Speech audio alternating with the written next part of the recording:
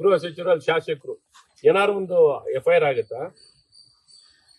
ಎಲ್ಲಾರು ಒಂದು ನ್ಯಾಯ ಸಿಗ್ಲಿಕ್ಕೆ ಸಾಧ್ಯನ? ಇವ್ರ ಅಧಿಕಾರದಲ್ಲಿ ಮುಂದುವರೆದು ಎಲ್ಲ ನ್ಯಾಯಕ್ಕೆ ಹೋಗ್ಲಿ, ನ್ಯಾಯ ಸಮ್ಮತವಾಗಿ SIT okay, court monitored, independent ಆಗಿ ಮಾಡ್ತೀವಿ.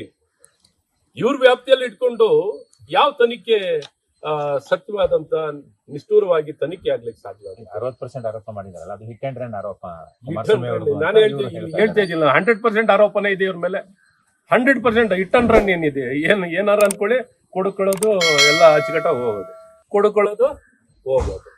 ಈ ರೀತಿ ಎಲ್ಲಾ ಬಹಳ ಸ್ಪಷ್ಟವಾಗಿ ದಾಖಲೆ ಸಮೇತವಾಗಿ ಮಹರ್ಷಿ ವಾಲ್ಮೀಕಿನಲ್ಲಿ ಏನಾರು ಮಾಡ್ಕೊಂಡು ಇದ್ ಮಾಡಿದಾರ. ಇವತ್ತು ಮೂಡಾದಲ್ಲಿ ಬಂದಿದೆ, ಏನಾರು ಹೇಳ್ಕೊಂಡಿದಾರ. ಎಕ್ಸೈಸ್ ಡಿಪಾರ್ಟ್ಮೆಂಟ್ ಬಂದಿದೆ, ಆರೋಗ್ಯ ಇಲಾಖೆನಲ್ಲಿ ಬಂದಿದೆ. ಎಲ್ಲ ಇಲಾಖೆ, ಯಾವ ಇಲಾಖೆ ಹೊರತುಪಡಿಸಿದೆ?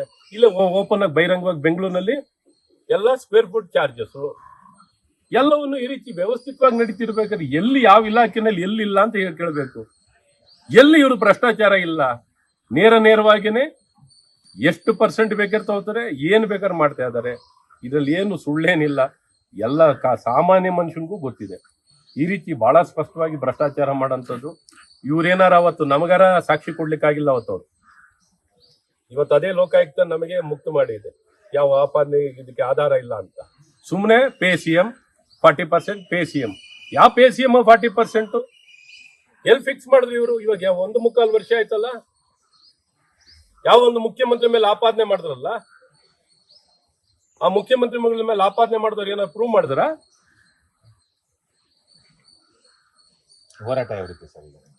ಏನು ಇವರು ಬಂಡಗೆಟ್ಟವ್ರಿಗೆ ಏನು ಹೋರಾಟ ಮಾಡ್ತೀರಿ? ಬಂಡ ಎಲ್ಲ ಬಿಟ್ಟು ನಿಂತವ್ರಿಗೆ ಏನೋ ಹೇಳಿದ್ರು ಏನಿಲ್ಲ. ಎಲ್ಲ ಬಿಟ್ಟು ನಿಂತವನು ಊರಿಗೆ ದೊಡ್ಡವನು. ಜನ ಇವತ್ತು ಅಧಿಕಾರ ಕೊಟ್ಟವ್ರೆ, ಇವ್ರಿಗೆ ಬಹುಮತ ಕೊಟ್ಟಿದ್ದಾರೆ. ಹಾಗಾಗಿ ಆ ಬಹುಮತ ಇವರಿಗೆ ತಲೆಗೇರಿದೆ.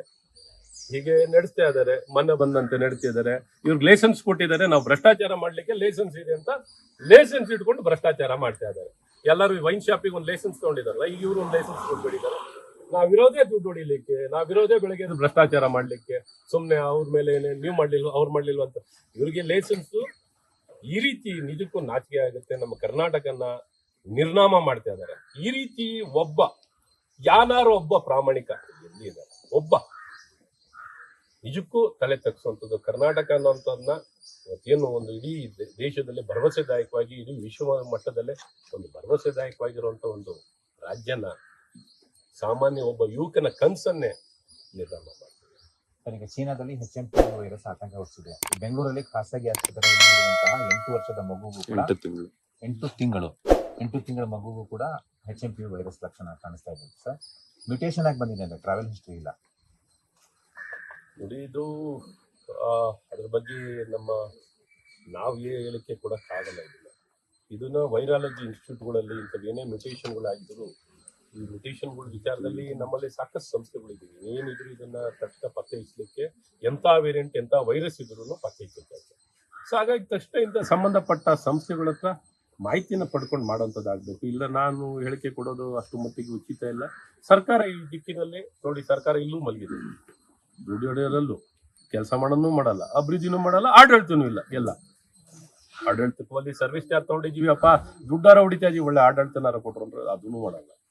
ಓಲಿ ಸರ್ವಿಸ್ ಚಾರ್ಜ್ ತಗೊಂಡಿದ್ಕಾರ ಕೆಲಸ ಮಾಡ್ರಿ. ಲೇಟೆಸ್ಟ್ ಹಾಗೂ ಇಂಟ್ರೆಸ್ಟಿಂಗ್ ಸುದ್ದಿಗಳಿಗಾಗಿ ಬಾಸ್ ಟಿವಿ ಕನ್ನಡ ಚಾನೆಲ್ನ ಸಬ್ಸ್ಕ್ರೈಬ್ ಮಾಡಿ. ಹಾಗೆಯೇ ಬೆಲ್ ಐಕಾನ್ ಪ್ರೆಸ್ ಮಾಡಿ. ಇದರ ಜೊತೆಗೆ ಫೇಸ್ಬುಕ್, ಇನ್ಸ್ಟಾಗ್ರಾಮ್, X ನಲ್ಲೂ ಮಿಸ್ ಮಾಡದೆ ಫಾಲೋ ಮಾಡಿ.